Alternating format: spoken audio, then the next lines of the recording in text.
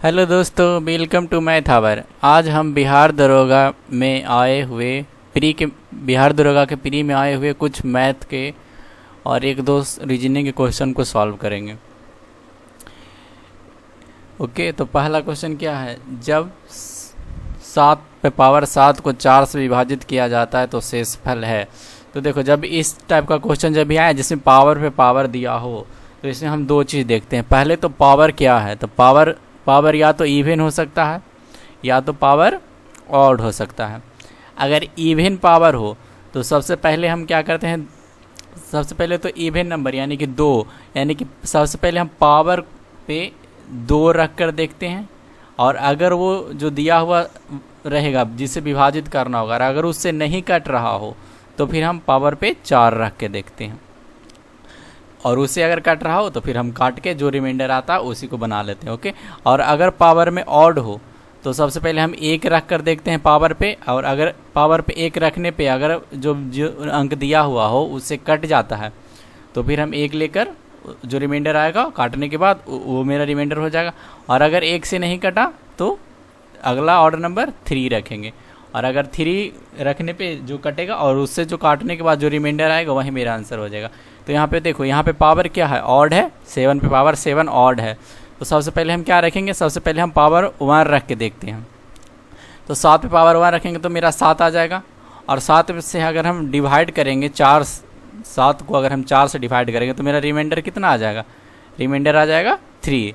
तो देखो ये तो एक पावर 1 रखने पे ही कट गया ना, और रिमाइंडर आ गया 3, तो इसका आंसर हो जाएगा 3। अगर पावर 1 रखने पे नहीं कटता तो हम पावर 2 रख कर देखते हैं, और 2 रख कर देखते हैं फिर उसके बाद काटते तो रिमाइंडर मतलब जो आता वो मेरा आंसर होता। ओके, इसमें मेरा पावर 1 रखने पे कट गया था तो इसलिए हम पावर 1 रख के ही बना दें। इसका आंसर हो जाएगा C3। सेकंड क्वेश्चन है, यदि किसी दुकानदार का क्रमशः 5 महीनों का विक्रय मूल्य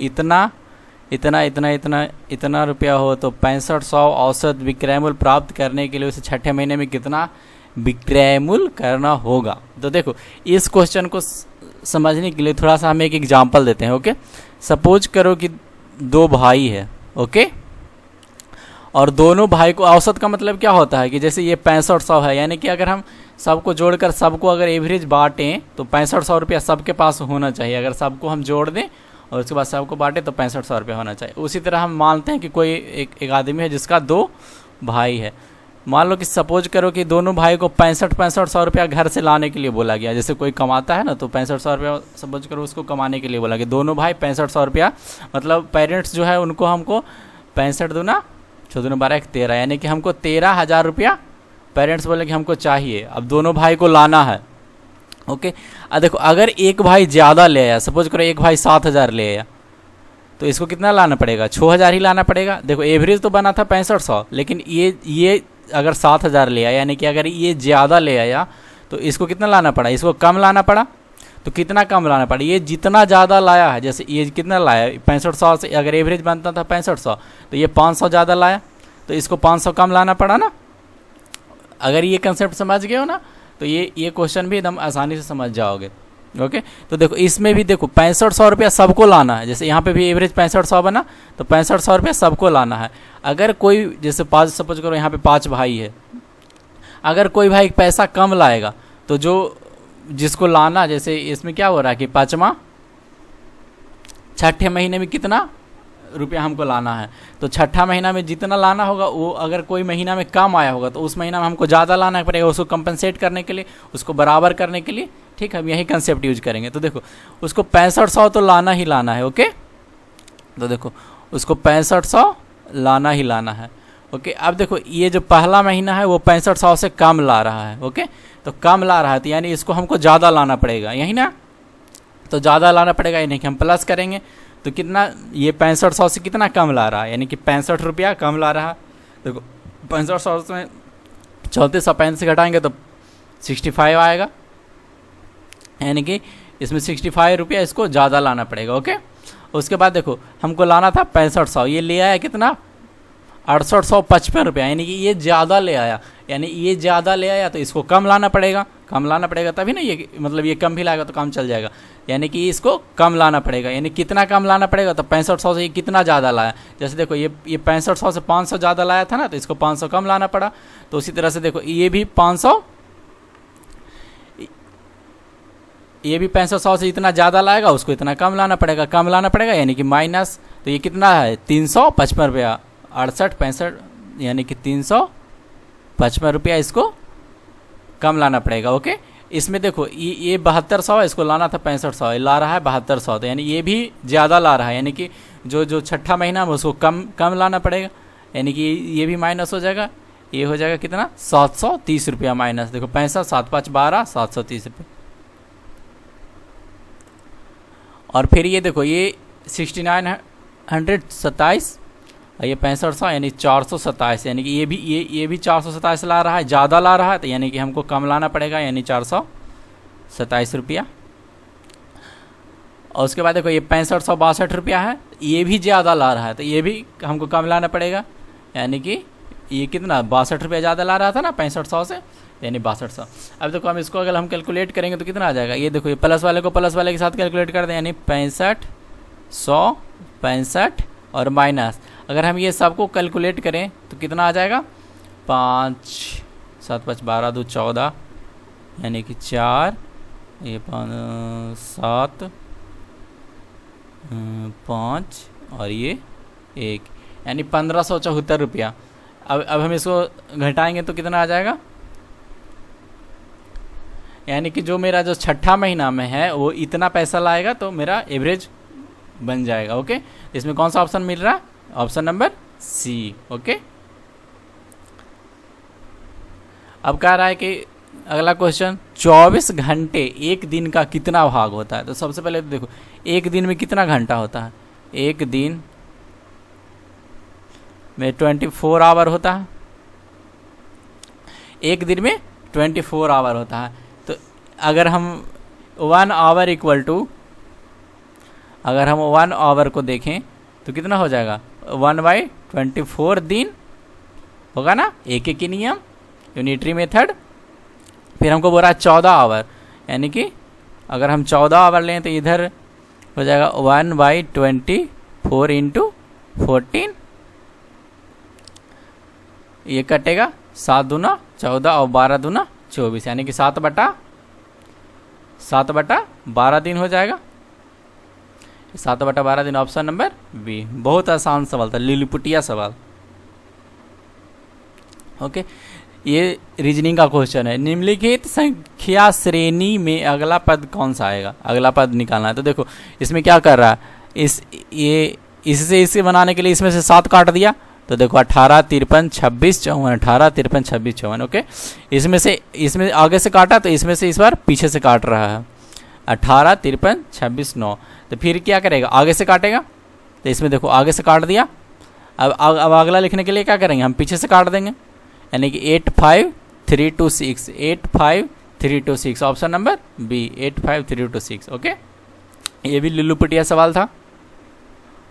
अब देखो अब अगला क्वेश्चन क्या कर रहा है कि एक निश्चित कूट में यदि ब्रेन को मल्टीप्लाई डिवीजन प्रतिशत डिवीजन हैशटैग और मल्टीप्लाई से तथा इतना को इतना से लिखा जाता है, तो कोट भाषा में ट्रेन को कैसे लिखा जाएगा। देखो इसमें सिंपली बी को किसी से लिखा है, इस सिंबल से, आर को परसेंटेज से, ए को भाग से, आई को हैशटैग से और एन को मल्टीप्लाई से। उसी तरह से इसमें भी देखो टायर को एस डॉलर हैशटैग, देखो आई इसमें भी हैशटैग है, देखो आई यहाँ पे भी है ना, तो आई को क्या किसी से लिखा गया है, देखो हैशटैग से लिखा गया ना। और इसी तरह से ई को प्लस से और आर को परसेंटेज से। तो इसी तरह से अब देखो यहाँ से टी को किस चीज़ से लिखा गया, टी को लिखा गया है डॉलर से, टी को डॉलर, डॉलर चारों ऑप्शन में है।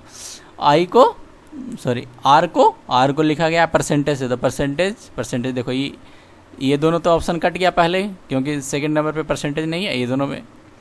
फिर थर्ड वन ए को किस चीज़ से लिखा गया है, ए को लिखा गया है भागा से, यानी डिवीजन से। ए को इसमें भी है, इसमें भी है।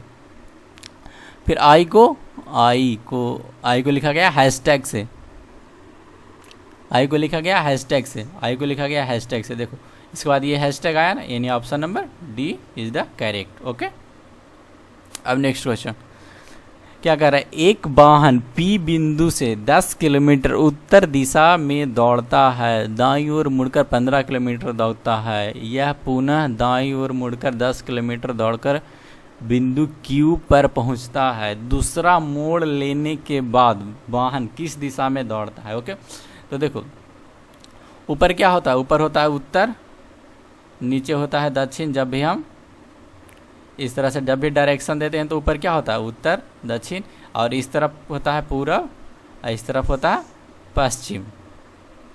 ओके, तो देखो ये हम बस रेफरेंस के लिए दे रहे हैं। अब यहाँ पे हम बनाते हैं तो क्या कर रहा है, पी बिंदु से सपोज करो ये कोई पी बिंदु है, 10 किलोमीटर उत्तर दिशा में दौड़ता है, तो उत्तर ऊपर कोई होगा ना, तो ऊपर कितना, ऊपर गया 10 किलोमीटर, ऊपर गया 10 किलोमीटर। उसके बाद क्या बोल रहा है कि उत्तर दिशा में दौड़ता है, दाईं ओर मुड़कर, दायां किधर जाएगा, देखो उत्तर ये है तो दायां पूर्व की ओर आएगा ना, यानी पूरब इस तरफ हुआ तो इस तरफ की ओर कितना जाएगा, दाईं ओर मुड़कर 15 किलोमीटर दौड़ता है, यानी दाईं किलोमीटर इधर, यानी कि ये इधर गया 15 किलोमीटर। ओके,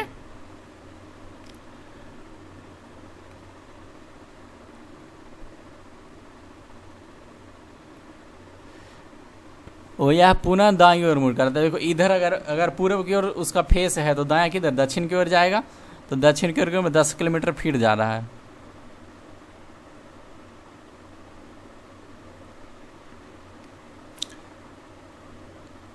दस किलोमीटर दौड़कर क्यू बिंदु पर पहुंचता है, ये जो पहुंच रहा है उसका क्यू नाम है।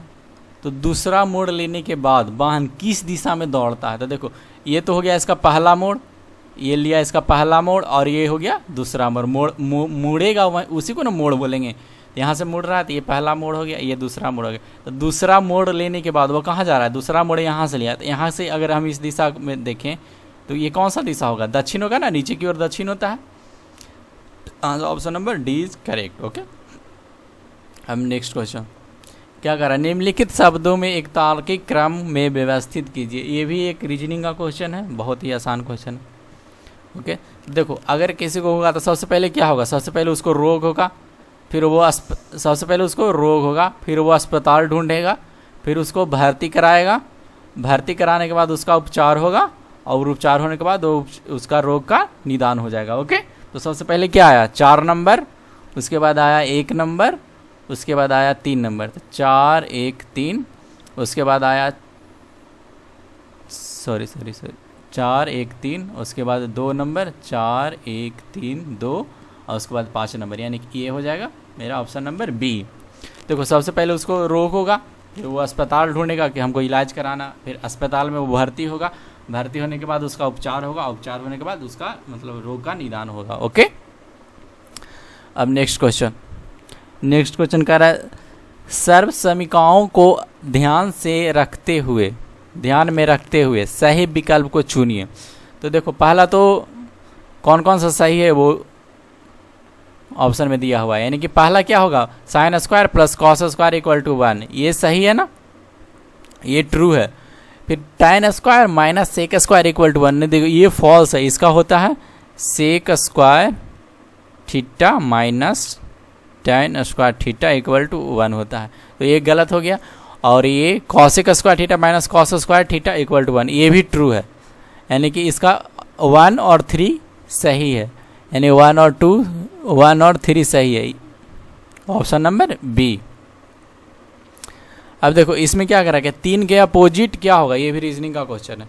तो देखो 3 का अपोजिट, इसमें अपोजिट कैसे कैसे निकालते हैं, एक घर को छोड़कर, जैसे ये है इसको एक घर को छोड़कर ये इसका अपोजिट हो जाता है, ये इसका एक घर को छोड़कर इसका अपोजिट हो जाएगा।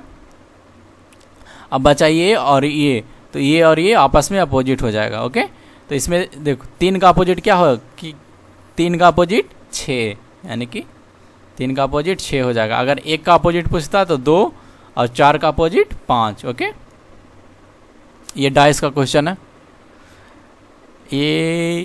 ये फिजिक्स का क्वेश्चन है। क्या कर रहा है, भी वेग से गतिमान वस्तु की गतिज ऊर्जा लेमडा है। यदि वेग को प्रारंभिक वेग को 1/3 गुना कर दिया जाए तो गतिज ऊर्जा हो जाएगी। तो सबसे पहले तो काइनेटिक एनर्जी के बराबर क्या होता है, हाफ एम वी स्क्वायर, जहाँ एम क्या होता है उसका मास होता है। तो देखो उसका मास के बारे में तो कुछ दिया हुआ नहीं है, सिर्फ प्रारंभिक वेग को 1/3 कर दिया जाए। तो सपोज करो ये मेरा इनिशियल जो उसका एम था और उसका जो वेलोसिटी है वो भी है, देखो भी दिया हुआ है और उसका एम है, यानी काइनेटिक एनर्जी की इक्वल टू ये हुआ। अब जब हम उसको 1/3 कर देते हैं तो क्या हो जाता है, सपोज करो ये हम K2 निकाल रहे हैं जो कि तो हाफ एम, उसका मास में तो कोई दिक्कत अति नहीं कर रहा, लेकिन जो इसका वेलोसिटी है उसमें क्या कर रहा है 1/3 गुना कर दे रहा है। तो 1/3 इंटू भी कर दे रहा है और इसका स्क्वायर कर दे रहे हैं। ओके, तो K2 इक्वल टू क्या हो जाएगा 1/2 एम वी स्क्वायर का ऊपर में वी स्क्वायर डिवाइड बाय 9। अब देखो यहाँ से K2 इक्वल टू हम क्या लिख सकते हैं, देखो इस वाले पोर्शन को हम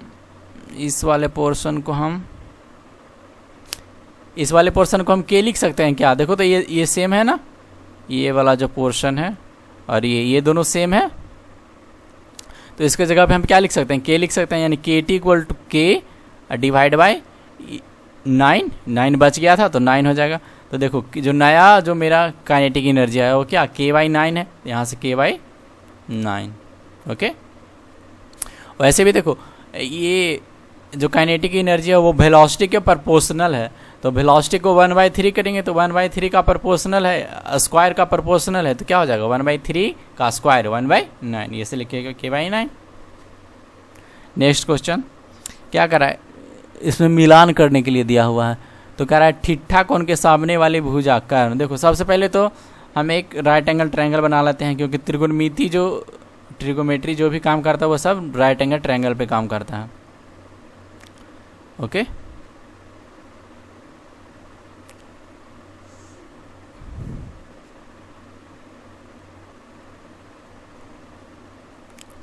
अगर हम इस एंगल को ठीठा मान लें तो ठीठा के जो सामने वाला कोण होता है ये ठीठा का सामने वाला कोण हुआ ना, इसको हम परपेंडिकुलर या हिंदी में हम इसको लंब बोलते हैं, इसको हम बेस बोलते हैं और इसको हम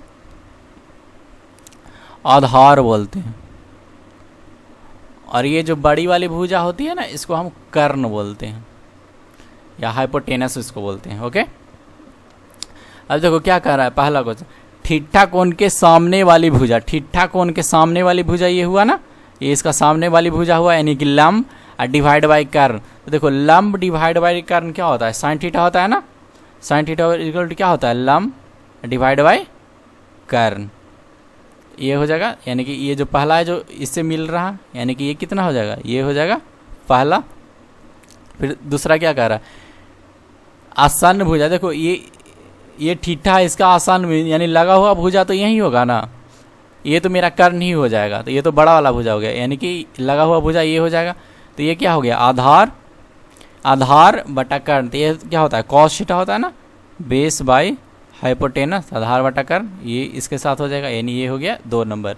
फिर क्या कह रहा है, कोण ठीठा के सामने वाली भुजा, कोण ठीठा के सामने वाली भुजा यानी कि लंब, और ठीठा के आसान भुजा यानी कि लंब बटा आधार। तो लंब बटा आधार tan थीटा होता है, tan थीटा क्या होता है लंब बटा आधार, ये हो जाएगा 3 नंबर। तो देखो पहला क्या क्या मिल रहा है, पहला मिल रहा है किसके साथ, पहला मिल रहा है B के साथ, ये सही है, ये दोनों गलत हो गया। दूसरा मिल रहा है C के साथ, दूसरा मिल रहा है C के साथ, यानी कि ये ऑप्शन सही है। देखो इसमें दूसरा D के साथ मिल रहा है, तीसरा मिल रहा है A के साथ, तीसरा मिल रहा है A के साथ। ओके, यानी ऑप्शन नंबर इसका C सही है, ये इसका ट्रिकोनोमेट्री का अर्थी होता है।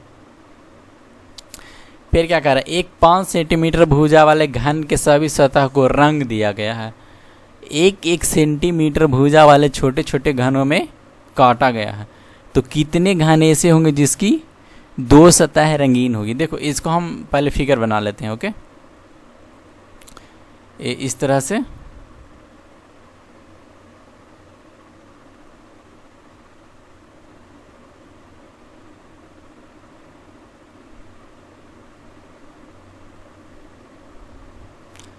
इस तरह से इसका घन बन जाएगा। अब कह रहा है कि इसको 1-1 सेंटीमीटर, अगर देखो इसका अगर हम क्यू निकालेंगे तो कितना आ जाएगा, अगर हम इसका वॉल्यूम निकालेंगे तो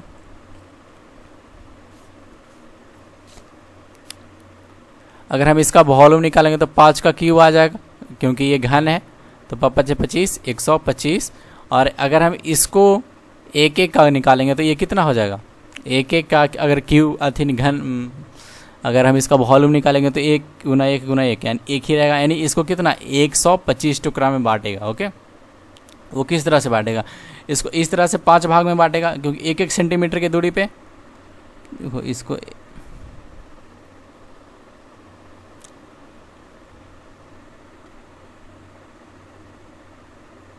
1 2 3 4 1 2 3 4 5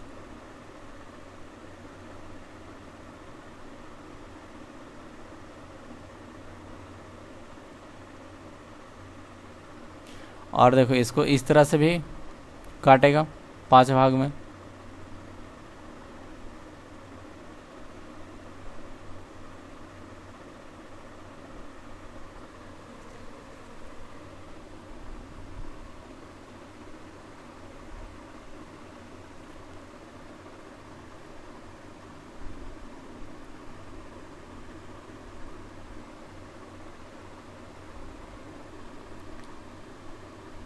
तो देखो ये जो कॉर्नर वाला भुजा होगा, ये जो कॉर्नर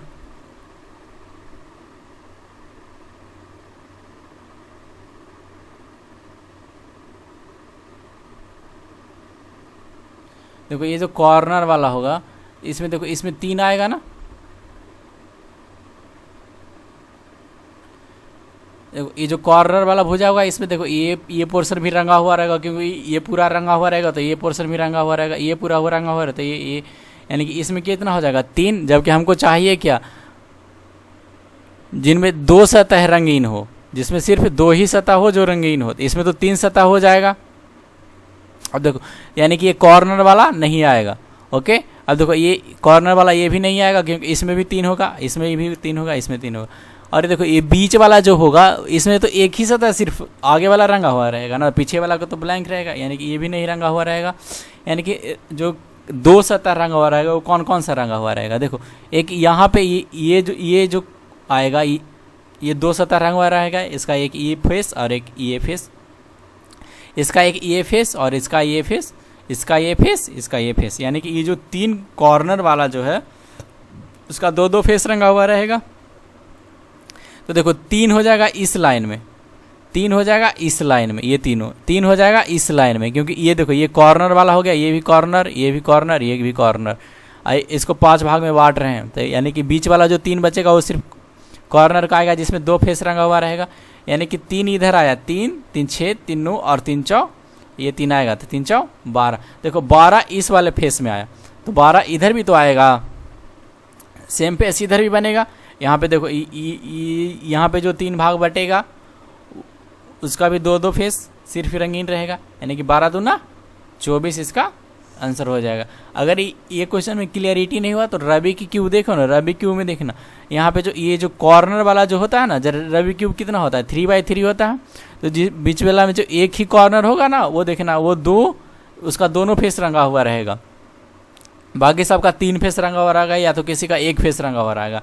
लेकिन जो ये कॉर्नर वाले जो फेस होंगे ना उसका 2 फेस रंगा हुआ रहेगा, यानी कि इसमें कॉर्नर वाला कितना, इधर 3 था, इधर 3, तो 3 3 6, इधर 3 9 और ये नीचे का 3 12। अब सेम फेस उधर भी होगा, यानी 12 दूना 24, यानी इसका आंसर हो जाएगा 24। चलिए नेक्स्ट क्वेश्चन।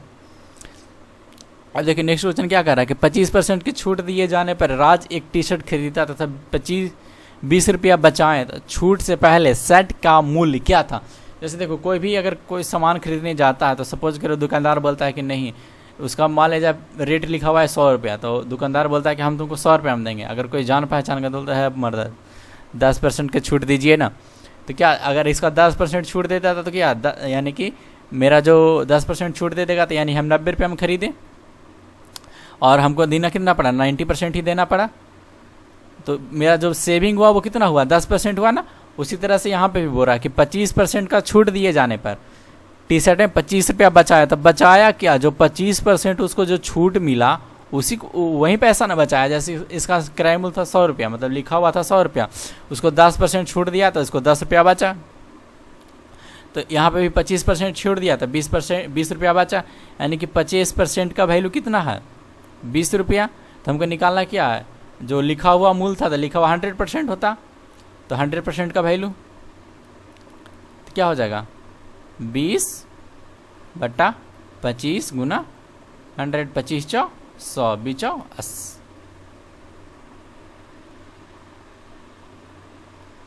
80, यानी इसका आंसर हो जाएगा बी 80 रुपया।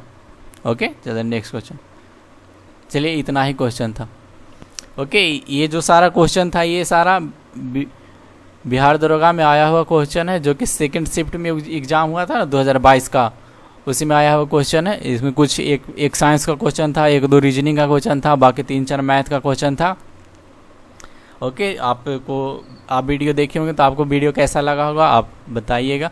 अगर आपको कोई टॉपिक का डिमांड हो या कुछ सजेशन देना हो कि सर आप ऐसे बताइए या वैसे बताइए, भैया ऐसे बताइए, या आपका बोर्ड क्लियर नहीं आ रहा है, आपका आवाज़ सही नहीं है, तो बताइएगा, हम उसको सुधारने की कोशिश करेंगे। ये मेरा अभी नया चैनल है, आप लोग सपोर्ट दिखाइए, आप लोग सजेशन देते रहिएगा, हम आप उसको सुधार करते हुए अगला वीडियो में उसको मतलब क्या बोलते हैं उसको, अगला वीडियो में उसको हम सुधार करके लाने का कोशिश करेंगे। Okay, thank you.